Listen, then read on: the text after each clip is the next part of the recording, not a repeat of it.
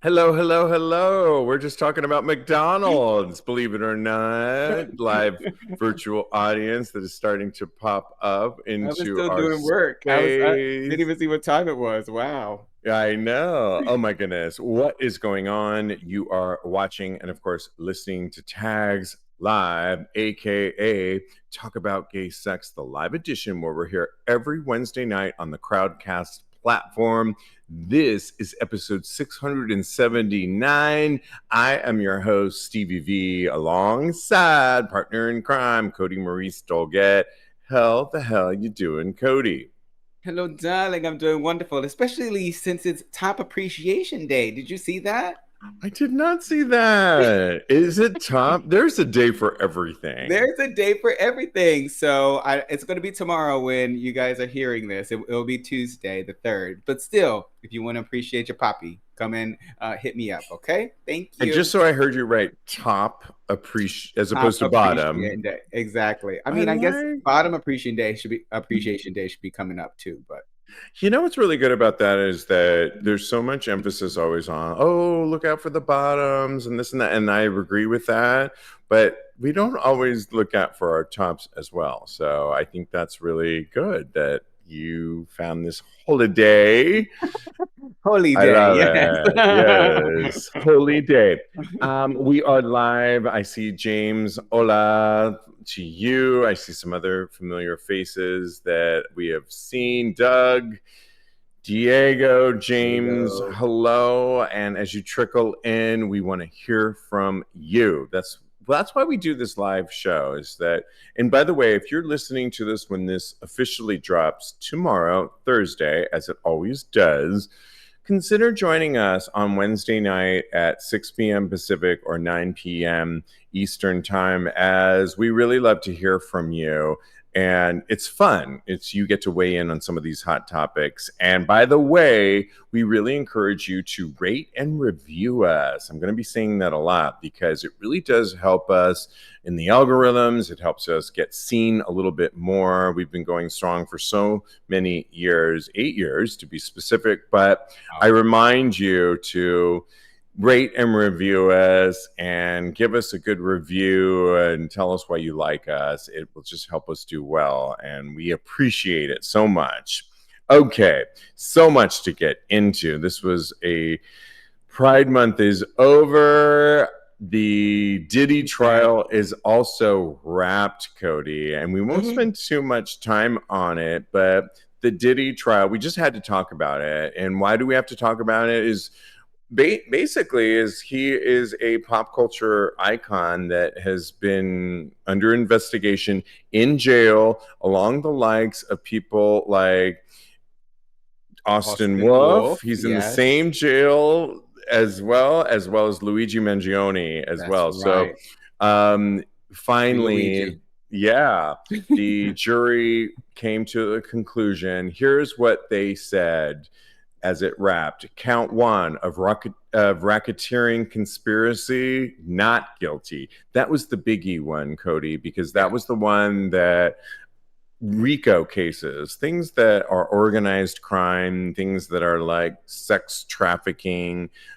organized drug trafficking. They did not find enough counts to find him guilty of that. That would have put him away for at least a minimum of 20 years, if not life imprisonment. And that was a really big win for the prosecution. On count two of sex trafficking by force, fraud, or coercion pertaining to Cassie Ventura, he was also found not guilty. On count three, transportation to engage in prostitution. That just means that you engaged in some sort of prostitution and engaged in it. Guilty. I Count mean, four, he admitted to that. So, yeah. Count four, sex trafficking by force, fraud, or coercion, not guilty. And lastly, count five, transportation to engage in prostitution, guilty. And that goes across state lines that when you ah, bring, whether you go to a different state or you bring somebody into your state that ultimately, and the funny thing about the whole court case, if you listen to a lot of it, they never use the words prostitution. At least the people that actually testified in the case never considered themselves prostitutes, although they were in this case considered that. Each of the two counts, which is a really big win for him and not for the Southern District of New York, they really didn't make their case. However you feel about it, is that each of the two counts that I listed are 10 years each. However, they probably won't end up giving him any of that. And today he was denied bail and he will remain in prison at least until they come up with sentencing, which probably won't be until September, along with Austin Wolf, which is also in September. And that's really interesting too, because put some buddies up in there, aren't they? Yeah, I mean, they really thought that based on these two counts that are really, he has a bunch of other civil cases that could go against him down the road. But given that the jury didn't find him guilty of some of these really atrocious counts, how do you feel about how it ultimately went down? He's still going to have to, he didn't get bail. He's going to have to stay in jail. But what do you think about our system that ultimately is going to just basically say he didn't really do all those things and it's kind of just a civil case of domestic violence?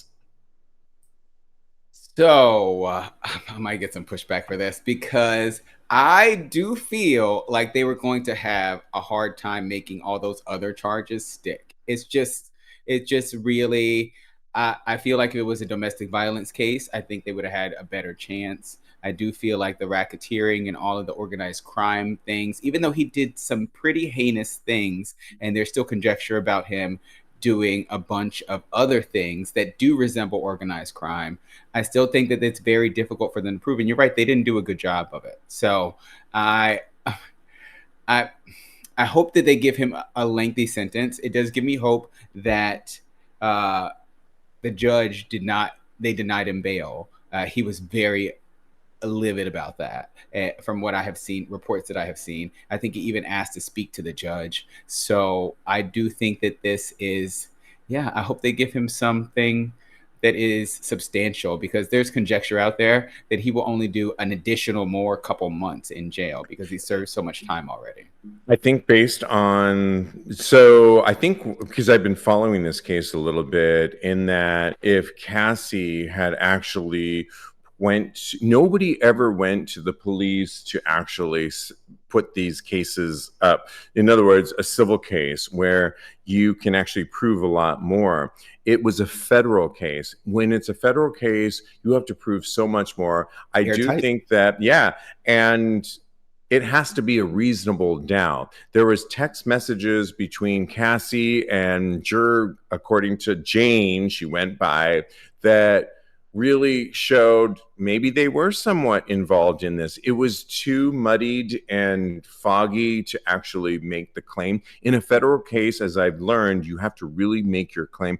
It has to be a total reasonable doubt for the jury to come to a prosecution and say, yes, we prosecute you based on this. You are guilty. They didn't have enough evidence. Sadly, nobody ever, Cassie or anybody else, went to a police department in a particular state, Miami, Los Angeles, New York, places that Diddy actually lived in, to actually make a claim for a civil case. That it's easier to get a conviction when it's a civil case in a particular city. None of that ever happened. He does have smaller cases. For 2 seconds? Yeah. Because didn't he have a civil case with Cassie and she got paid from that? Yes, that is true, and that's what they tried to use against her, and he still has some civil cases down the road that he will have to address. This particular case that we've been following for weeks and weeks and weeks has been a federal case, and I'm just going by this particular federal case on what you have to actually prove in something like this, and he didn't. Take, for example, what we've been talking about all year long, Austin Wolf, which never went to trial, and he had a plea deal. Totally different things. I've learned so much based on these two cases over the last year, more than I've wanted to know about, but it's just crazy. Austin Wolf, on the other hand, never went to case. He is also with the Southern District of New York, which is hard ass. He admitted to doing what he did. He will have his time in court and get his sentencing also probably in September when Diddy has his as well. They are in the same jail cell, not the same cell, but the same cell block. And it's as well as Luigi Mangione. And it's just, yeah, it is just the party I don't want to be a part of. And I hear that, yeah, but it's crazy. You really gotta, it's sad in some ways because it doesn't say a lot for, you could feel however you want to feel. I feel like he's an awful person in so many ways and abused his power like so many people. Bill Cosby, we could go on and on with the people. R. Kelly, Harvey Weinstein, on and on, that have abused the power. But when it comes to a federal case, you have to have a reasonable doubt. And I don't know if we're ever going to change the system on how we view women and how we view an abuse of power, but it is real. I'm just glad that he didn't get bail today and then he still has to stay in jail before his sentencing, because I just think, like, yeah. No, I hear you. And yeah, I just hope some kind of justice is served, that the sentence takes all factors into account.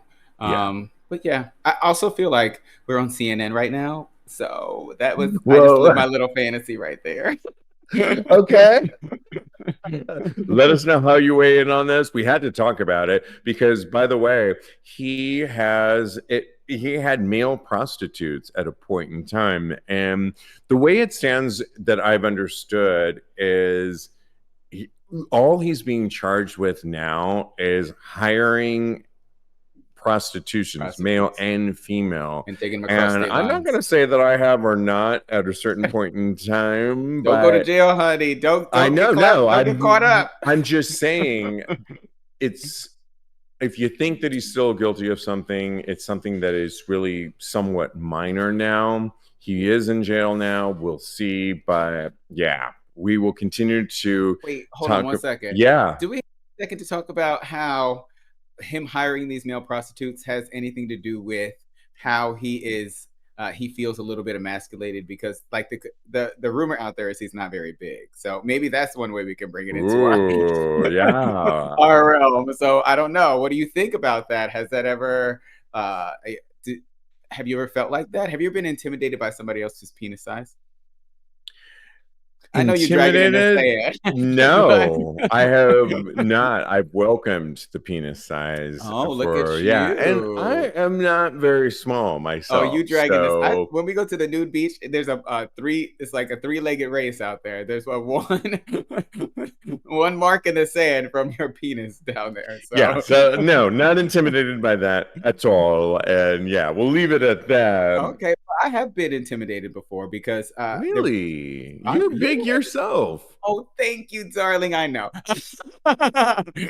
And I'm a grower, not a shower. But this bottom that I was having sex with, he was bigger than me, and that really just got in my head a bunch. And I actually didn't finish with him because I let that affect me. It doesn't affect me now, but maybe like 10 years ago, I had sex with him, and it really got me, gal, and I never talked to him since. Also, his breath kind of stunk, so I was like, I'm not missing out. Oh, well, there's that. Yeah. Yeah, no. We could say a lot on we that. Can say a lot. And let's continue, and maybe a little later in the show, but okay. All right. We've got so much to get into, but feel free to bring it up as the show goes on, because I do have some other commentary on that. I just feel like I want to move. We're gonna fall into the rabbit hole. Because, as you know, the Supreme Court has cleared the way for increased age verification for porn sites. So we've talked about this all year long, that sites like Pornhub and so on and so forth have really implemented age verification, as it's been a whole thing throughout the year. Well, now it's been heard by the Supreme Court, and they've ruled in a 6-3 last Friday that age verification, porn ID laws, are an appropriate way to regulate content for minors without infringing on the First Amendment rights of adults. We've heard about this all year, Kodi. This isn't new, but now it's been heard by the Supreme Court. And essentially, what does this really mean? Basically, it means that it will continue to be more implemented. Critics of age verification laws worry how state governments will determine what kind of content qualifies harmful to minors, especially as right-wing extremists increasingly characterize any type of LGBTQ plus media as inappropriate for children. And I can tell you, when I've gone to certain places around the country, when it's been implemented, I can't get on to one of the sites we use. We'll use it at the end of this episode. Thirst Trap, Straight Up Gay Porn will not be able to be accessed. And they are simply a site that talks about what's going on in the porn industry. Yes, you can see dick on that site, but still, they will be blocked in many cities. And it's up to each individual site on how they deal with it. But I mean, I don't know. What do you think about this, that it was heard by Justin Clarence Thomas? That was definitely, and they all point to the fact that it's the children that we need to be protecting. They ain't been listening to Whitney Houston, honey. They don't know about the children and the future. Teach them well and let them lead the way. They don't know nothing about that. By the way, George Benson sang that first, but oh, did he? You know, he wrote it. And she sung it later, just FYI, and you should hear his version. Cute. I believe, yes. Well, yeah, this is, as someone who's used to live in Kansas, girl, remember those days? I think that those heels. Not going back, don't worry. Yeah. I'm someone who experienced this firsthand, because when I was there, those were the first initial days of them implementing this. So yeah. I know firsthand, from firsthand experience, what it's like to go on and have to put your face up there and have them do the age verification. I don't have any wrinkles, so honey, how do they know how old I am? Okay. I just think at the end of the day, this is just insane, because I had such high hopes for the Supreme Court, especially considering I was just praising them for having a moral compass when it comes to other things that they are voting on. But I feel like this is just to placate the right. I feel like this is something that they're doing in order to make sure that their base is still happy so they can still be in charge. But it's a violation of the First Amendment, and it will do more harm than good in the end of the day, because as we've reported on this show before, when these kids they put their mind to something, they're going to be able to do it. There's a way to circumvent all of these things. And they figured out how to make sure that they can access these things. So what are they going to do then when they see how much porn is still going to be out there? And there's not even verification that goes on within the government. It's something that has to go out to a third party. And weren't they just screaming about how China has all our information? So what now, boo? What now? It's really upsetting, and in so many levels, because as we all know, porn and sex is going to be not going away anytime soon. I just got back from Africa, and the Wild Kingdom is fully engaging in sex. And I just think that, like you said in our meeting earlier, focus on the things that really matter. We're about to do a story in a second about gun control. I was holding on to it. Yeah, it's just sex is here. Our co-host is a prime example of somebody that grew up in an era as a millennial that was exposed to more porn digitally than we were. And he's fine, by the way.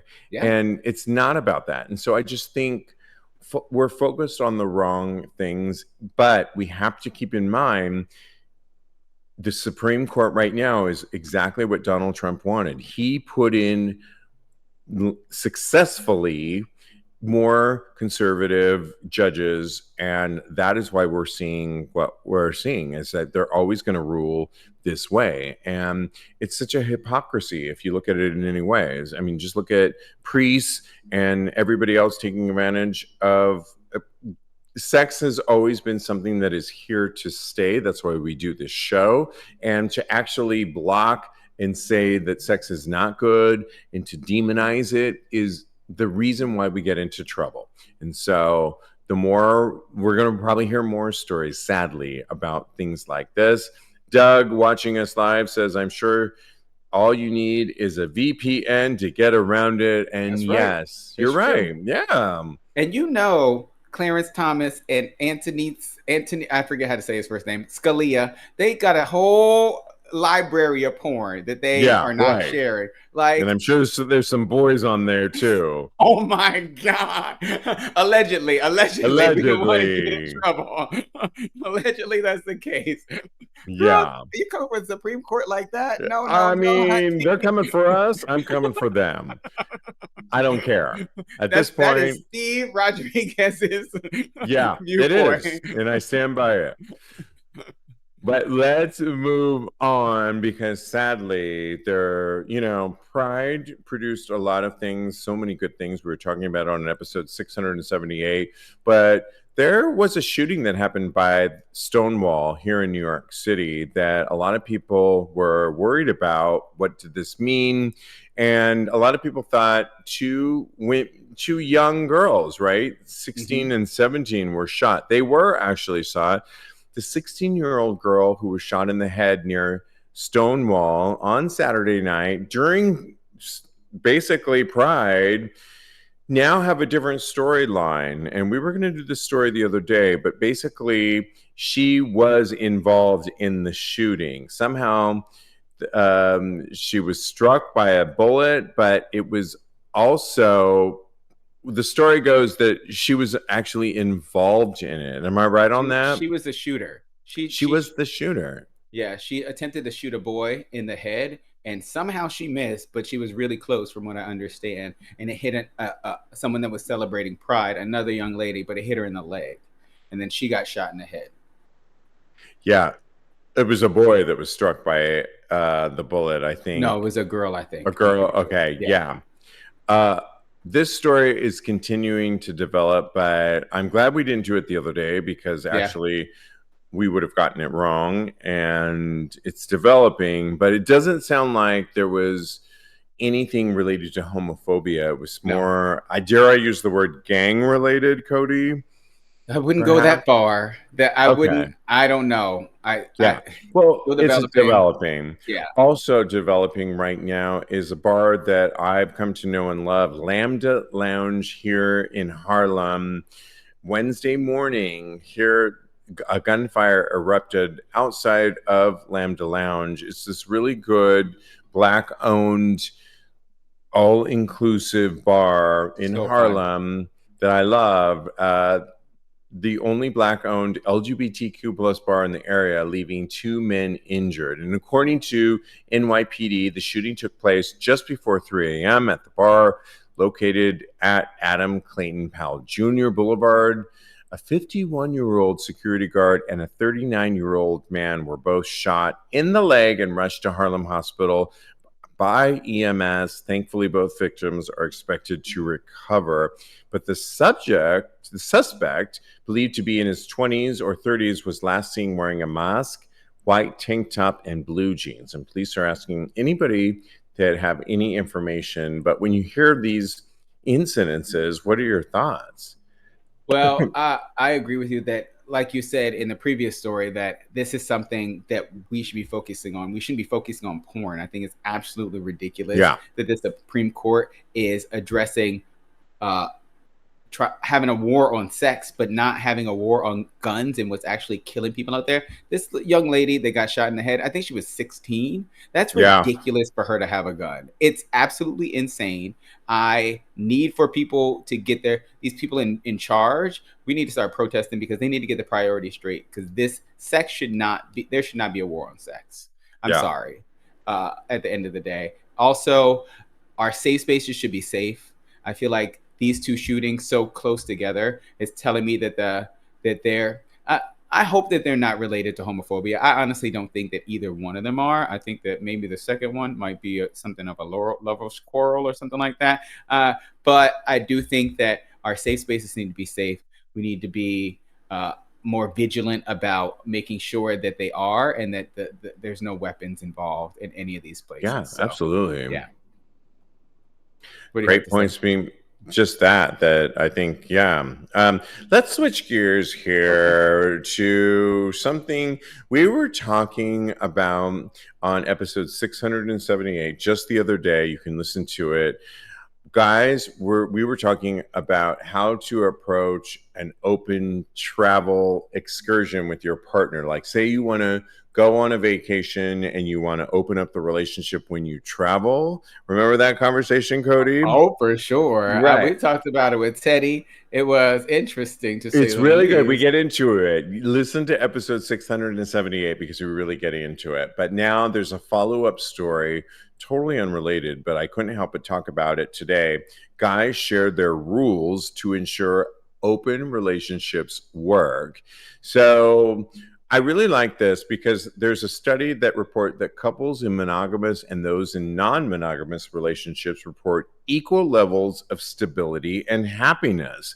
I really like that. Love And that. this suggests that it's about finding something that works for you.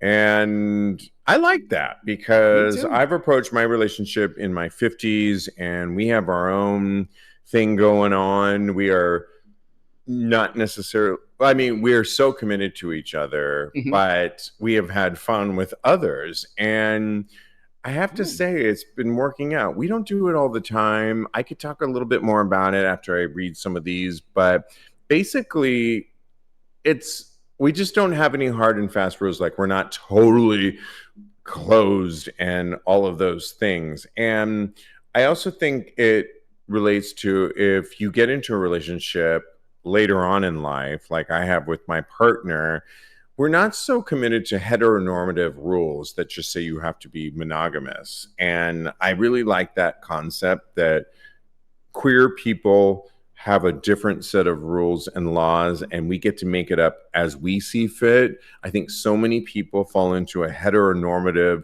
rules, which, by the way, doesn't seem to ever work out. Half the time, if you look at the rates of divorce, it's not really working. So I love that. Yeah, it's not. I mean, I'm I just being really disagree. honest. The rate of divorce It's high. It's and like 54 yeah, percent though. and so I don't know if that's like nobody succeeding.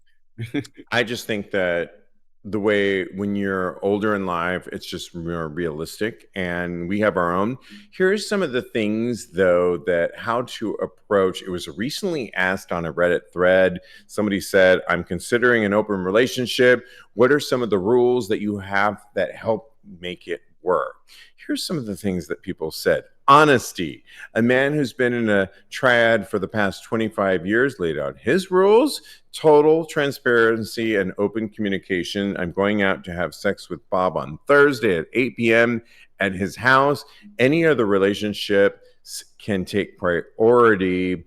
And if people feel like that's happening, we should communicate. He said a strong sense of um, compersion helps. What does compersion mean? Let me Google it really Compersion quick. is compersion is feeling happiness and joy at someone else feeling joy. Never heard of that word. Okay, basically, honesty is one of the rules. Never break a date.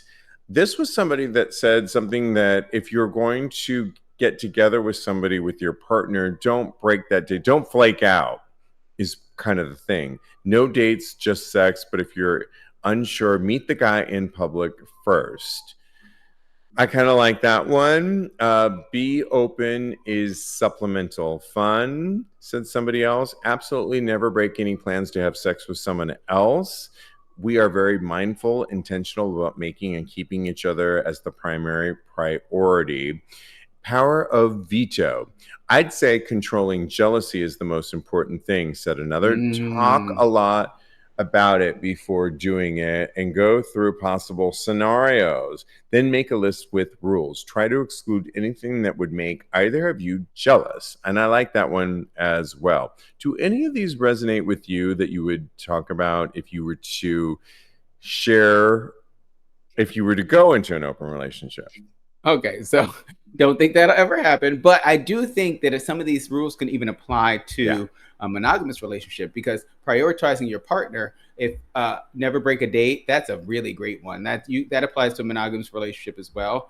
I think a lot of them are about prioritizing your partner. So Yeah. I think that as far as that's concerned, you can apply that to your friends and with your partner. So I think that this is a really great list. I think that because they are addressing the jealousy issue, I think that is something that happens in all relationships, no matter the scope of it. And I think that that is a really big part. It's been a really big part for me as far as like maintaining my relationships and making sure that they're growing instead of stagnating. So I think jealousy is a really big part of it. So I love this list. I think that people should keep it, all of them in mind, no matter what kind of relationship they're in. So yeah, I think it's really Yeah. great. And I go back to the fact that, at least for me, when I approached a relationship, I mean, in general, we are mostly monogamous all the time. We enjoy sex with each other, but I think that we're real about things and we're gay men, and Hmm. it's to we don't ignore that fact, and we've had to talk and work through certain issues when we've had fun mostly together. But like when I was in Africa for a long period of time, I'm like, if you want to go out and have a little bit of fun, do it, because I'm leaving you for this period of time. And it was so mature, and we talked about it, and it was not a big deal. We love each other so much and continue to work on a relationship. And I also feel at 54 that I am not subscribing to a heteronormative relationship that is monogamous as I get married this year that doesn't really conform to my lifestyle as a 54-year-old man anymore. It's just ridiculous to even like think that way. That I have been, it is. I really, Ridiculous yeah, for you. ridiculous Fabulous. for many people. I think it's just Yeah. I've lived a life as a single open man, and I really do mean I chose my words exactly how I meant to say them, and Okay. it's working for us, and we love each other so much, and we have a great sex life. And I just think it's backwards at times for me personally to think that, oh, we have to conform to this monogamous, like only us for the rest of our life. I feel it's a little bit backwards at times, and I don't know. I'm happy to be with a partner that is also on my wavelength as well, very progressive. And again, we don't explore this all the time. This is not, because I feel like when you say that, everybody's like, "Ooh, you guys are like," and it's like we're not.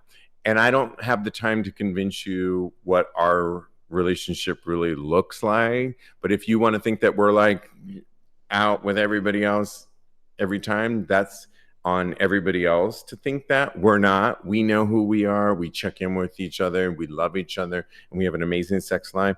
And that's just up for us to. And I think that's part of what's beautiful about being queer is that we get to define our own.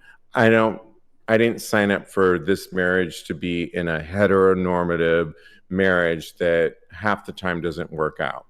Okay. So let's unpack a little bit of that because you keep saying like heteronormative things, but I think Yeah. that open relationships are definitely something that heterosexual Do not couples that a ever lot of them talk about. I've do. never heard of any. You know, the Master Joshua and his wife. They're open. But There's they're plenty of consider people. themselves queer. I think there's plenty of He people said out there. he's queer. Okay. All right. No, Well, he I don't. has. I know him Yeah. very No, well. I agree with that, but I think that there are heterosexual couples out there. I'm gonna find one, bring them on the show.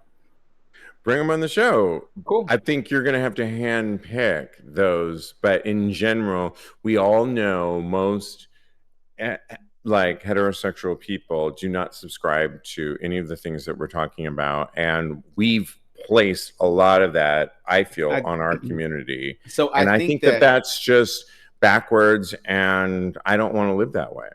well, good for you. I think that us as gay people, we have shown society a lot of times that this could work actually for people. So I think that, queer people are actually teaching and helping society evolve out there. So I mean, I Yeah, hear what you're saying. Yeah. absolutely. Absolutely.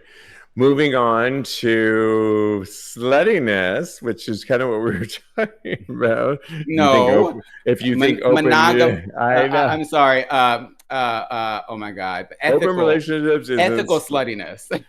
ethical monogamy, which is a No, term that non-monogamy. non-monogamy is a whole thing. There is a really I've been wanting to talk about this for a while because them online magazine did a whole thing on the 7 sluttiest, their words, not mine, 7 sluttiest gay vacation destinations for 2025 from Athens to Berlin. And is it wrong that I've been to all of them, Kodi? But of No, course it's I not. have. I know. I want to go to all of them. I've been to all of them and I love it. And I think that shush over there. Jacob's shouting out over there. They say wherever you are in the world, they have a few ideas where you could go cruising in a park, lie with your bits exposed in the sun in some officially designated naturist beach, or find a few designer dark rooms to hook up with that are very satisfying. Coming in at number one is one of my favorite places of all time, Berlin. La- Kodi, have you been to Berlin? Never been. I want to go so Oh bad. I my hear it's God. amazing. If we're to be on the sluttiest vacation places, that even makes me want to go even more. Okay. From Schoneberg on the old side, where you can find tons of gay bars, but also a back room that, by the way, when you go, Lincoln and I have talked about this, when you go to the dark room in one of these, it's not like so seedy. You go in, you have a drink, you chill, and when you're ready, you go to the dark room. But Tiergarten, which is the Central Park of Berlin, of the city, which separates the new and the old world, has naked sunbathing, and it's amazing. There's Ooh. after hours snacks party is amazing. I went to Love snacks. the iconic Berghain, which is I think I left at 2 p.m. It was From amazing. I what loved time? it. The night before.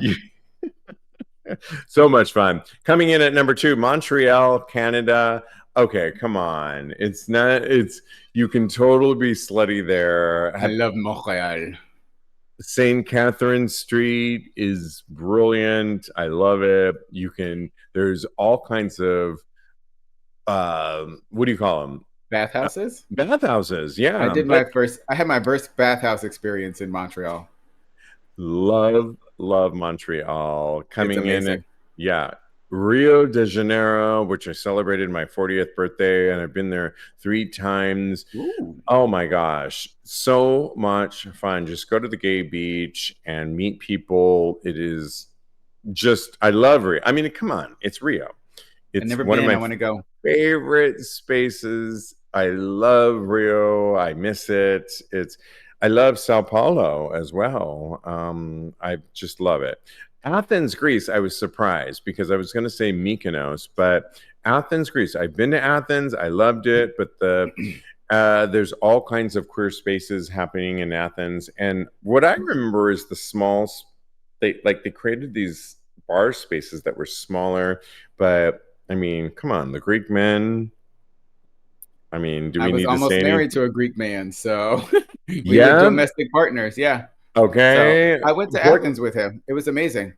Puerto Vallarta is on the list. I said this the other Ooh. day. We knew that it was going to be on the list. I mean, there's so much fun to be had there. Palm Springs is on the list. There's all kinds of clothing optional spaces to round out our entire 7 sluttiest vacations that you can go on. What do you think of this list? I love it. I can't wait to go to some of these places.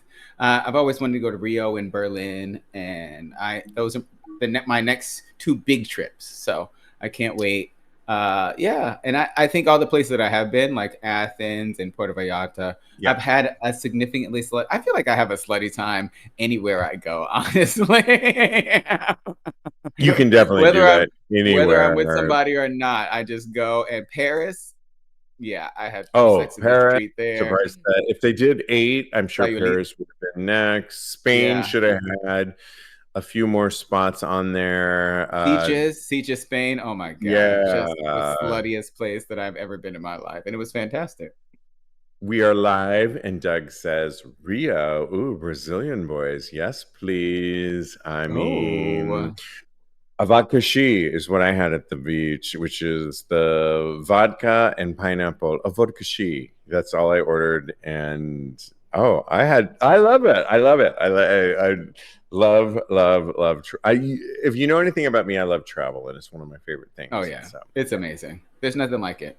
You need it yeah. for your soul, basically. Absolutely. It's a good time to remind us to head over to our Patreon tags community where you can get behind the scenes content exclusive that you can grab a free account. And when you do, you get stuff that you will not see on our social media. Right now, I'm posting stuff. Diego and I are posting all what we're eating right now. And we're giving really Ooh. tips and tricks on summer eating and how to cook for healthy but tasty. And he was laughing at me yesterday because I was like, what are you doing? I'm like, I'm filming for our Patreon community. So you can go there and grab a free Aw. account, but you can also grab a tier. When you do, you are supporting the show you've known to come and love, and we really appreciate it. And you get things like commercial free podcasting, and you also get things like upcoming bonus episodes. And next week we have a brand new bonus episode coming out exclusive that you will not hear on our normal Tags podcast. You can go to patreon.com/Tags podcast. Okay, moving on. We love to. Is it time to give some advice? Or Let's actually, do no. it. Oh, I think we're a little bit ahead of ourselves, but there was a cute article. Is your favorite gay media actually for straight people? Queer TikTokers are weighing in. I really like this article. I think you read it too. It really had yes. to do with, is some of the queer films and TV shows for us, or is it for a straight audience? And I really liked what a lot of people had to say. Creator Connor Diddle ran through some of pre-marriage equality greatest hits at record speed, and he said, "While the '90s Aussie classics like Priscilla, Queen of the Desert is for the So amazing. gays," and I agree with him. Right, Yeah, Priscilla. totally. He also said, though, opposite, the star-studded drag epic Tu Wong Fu is sadly not. I would I don't agree. agree. I don't agree. Okay, What? I Tu agree Wong with. Fu? It had Patrick Swayze in it, and I heard a little bit of the And filming of that. While we love, who is the other 2 people in it? Wesley Snipes and John Leguizamo. John Leguizamo says something that he did not like. They were Wesley and John were having a field day on that. You can Patrick tell. was not having it with them. And I He don't was just in know. I think, character the whole time. That's all. yeah, I just think no. I Miss agree Vita with is a it. control freak. Broback Mountain, they wrote, is, in his opinion, this person, neither gay or straight, but the Hollywood Foreign Press Association. I would agree. It was one of those films that was for the foreign press, but was so impact. I think I only watched it once. Did you ever watch it? Yeah, I don't Were know how to you like do. bawling and crying like I was? I'm ball and cry every single time, and I very much internalize. I don't know how to quit you. I think I don't know. Okay, yeah.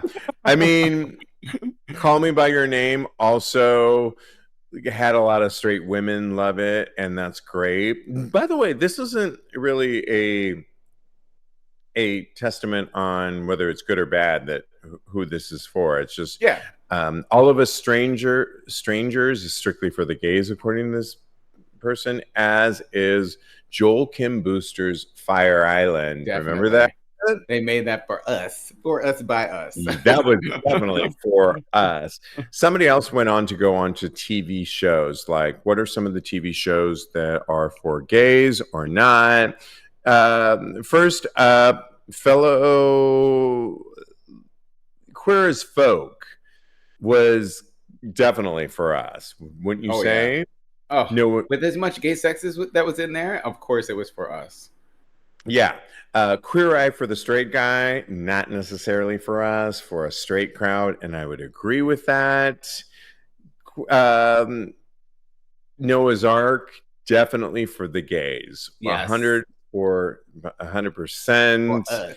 Yeah, absolutely. And was there another one that was for us? I think those were some Sure. of the main ones. Oh, Definitely. Will and Grace. How do you weigh Oh, in on Will and Grace? it sounds like the streets for me, honey. The streets for 2000, Alex. I think Will and Grace was the network TV show Yeah. that ultimately was for both of us. You think But so?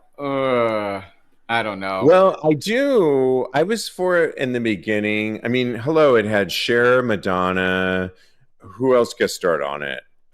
Did Britney? I mean, on and on and on. It had gay icons, Just Jack, but it was on a network TV. So, I think that Will was too clean cut and straight laced for it to be us. but I that's think that some he. of us.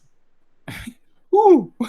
The other thing I would say is here's something that they didn't talk about in this that is Mid Century, which is produced by the same people that put on Will and Grace. Oh, mid century Is modern. Mid Century for our community or is it for a more The gayer open? crowd. Hmm.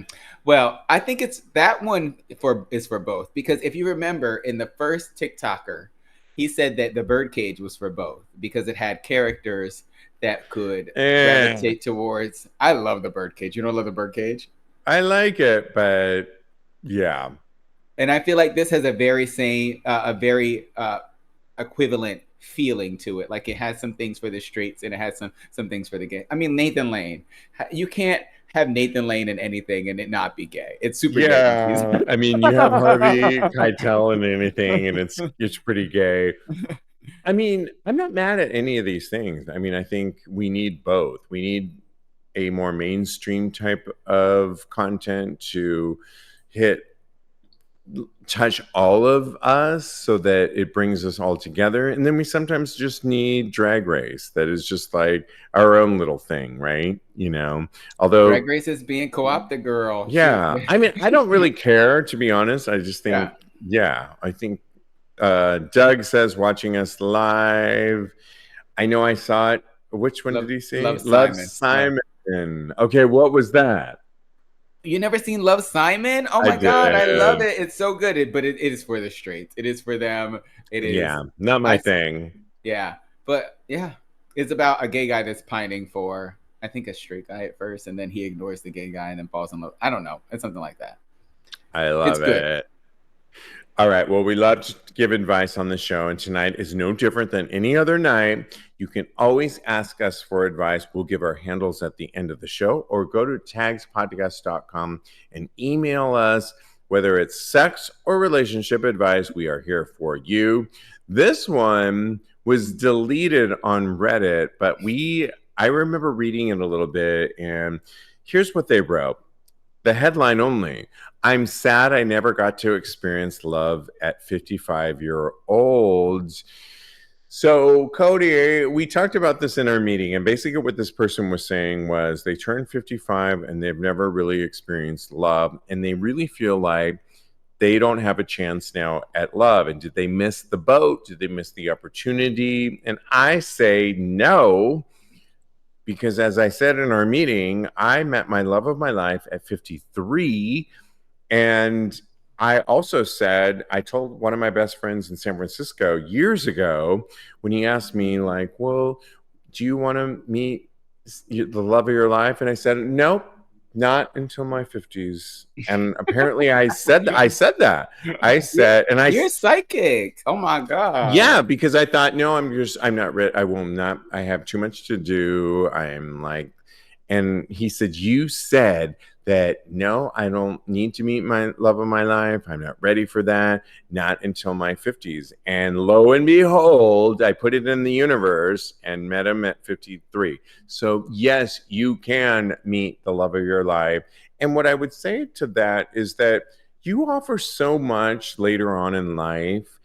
Things like, I used to be so much more jealous. Things like that whole conversation we were having a couple topics ago about like jealousy and monogamy and all that stuff. It's just like, so like not important to me. I mean, it's important to me, but what's important to me now is just love and experiencing that. And I'm less about all. I would have been much more of a jealous and neurotic person in my 20s, 30s, and 40s. I'm a late bloomer. I met the love of my life in my 50s, and you can do it too. What do you say to this? Oh, that gives me hope because I mean, I've been in love before, so I know what it feels like. And I feel like this person is asking if they've never had love before, they've never been in love before, is it too late? And I unabashedly say, no, you can find the greatest love of your life. You can find your first love at any age. So keep looking. Somebody is out there for you at the end of the day. Yes. So continue looking. Uh, Mal- I'm like, what? Malibu watching us live says money is important too. Boo. It is important, but I think maybe you bring your own money later on in life. So you don't have to worry about it as much later on in life, which is kind of a good thing. Hopefully you're There it bringing. is. Yeah, right. He gagged both of us because we both saw it and we were like, wait, we're talking about love. Where did this money come from? But you know what? It's an important part of the equation. I'm not even going to lie about that. Let's stay on age because somebody else wrote something that I couldn't believe this, but I kind of believe it. This was the title of the Reddit, Terrified of My 40s. I am turning 40 in just a few months, and I must say I'm terrified of my 40s. For context, ever since I came out to myself at 16, men in their 30s have always been most attractive to me, and I couldn't wait to reach my 30s and have the same life. When my 30s finally came as expected, I was really living my best life. Went to a lot of kink-oriented festivals, traveled vacations in amazing places, went to multiple events all around the globe, hooked up with amazing people. Clearly, my best years, at least for a few years until the world went to shit. He's talking about the pandemic. Yeah. Things have not been the same for me since normality came back. So I feel like I missed out on my last good gay years.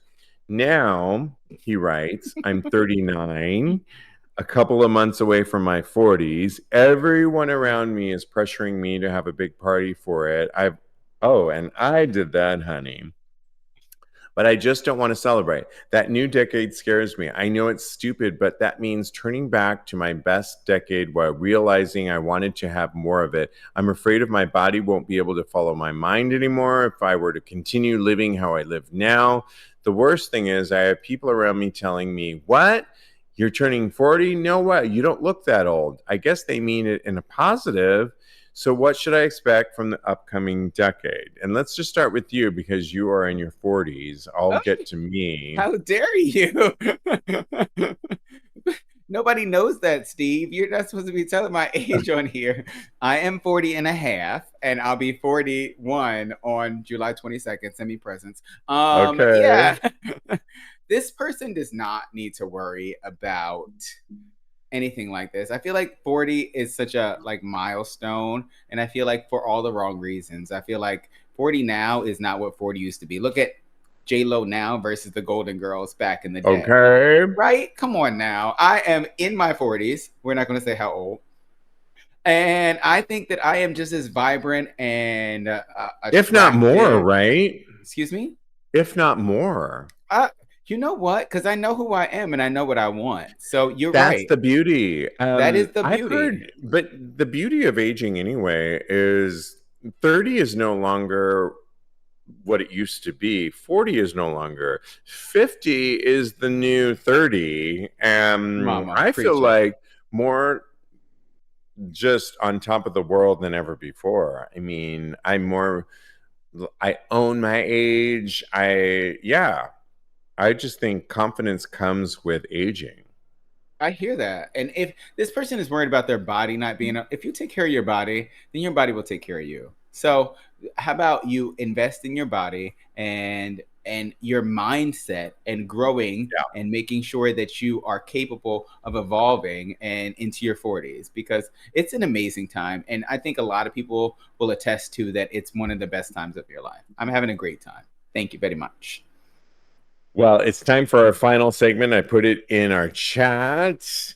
It is produced by Straight Up Gay Porn. And who took the best photo of the week by some of these hot, sexy adult performers? It's our job to vividly describe on this audio podcast when this drops. Who do you vote for and why? I'm going to start off. I vote for Alex Koff, Oh my KOF. God, he's mine. Well, we can both tell. I mean, he has got a kind of a gooning. He's lying back on a bed, and in the background, it looks like like the backyard looks amazing, but it's just this bed with crumpled up sheets and pillows. But he has his right arm up, holding up his head, which has a beautiful bicep, and he has his tongue to the side and messy hair, a little bit of a gooning face. His legs are spread out and he's uncut. His hole is exposed and it almost looks like he could push his dick into his hole and fuck He's got a himself. great dick. That's Yeah. why I vote for that, and I am voting for it right now. Who do you pick and why? He's so sexy. Alec Koff is one of my porn crushes right now. And I saw him getting on a train. I've seen him in the club a couple times. Yeah, he lives here. He lives in New York City. So Okay. we need to go out and we need to go see him and tell him how much we love him. And can I please fuck him? So yeah, I vote for him too. It's a really good. Doug watching us live says Alfonso and Angel Elias get his pick. I love that. And by the way, James Hart watching us live says, I'm 39 and don't feel scared. I just want to keep living. Yeah, exactly. So really good points. Keep voting on that. What an amazing show. You can always follow my co-host, Kodi. He has a brand new single out called I Don't Want to Fight. Wherever you get your music, Spotify, Apple Music, YouTube, download it. It will keep the music coming. The party rocking. Yeah. I Don't Want to Fight by Kodi Loving. Maurice, but also follow him on Instagram and Blue Sky at the same handle at Mr. Maurice. Follow me on the gram. I am _Stevie. Go to my Blue Sky or my X account at TAGSPodcast. I mentioned go to our Patreon page where you can support us or get extra behind the scenes content. Go to patreon.com/TAGSPodcast. Don't forget to rate and review us wherever you listen to us. It really helps us on the algorithm get noticed more. And in the meantime, continue having hot gay sex. Thanks, live virtual audience. We really appreciate it.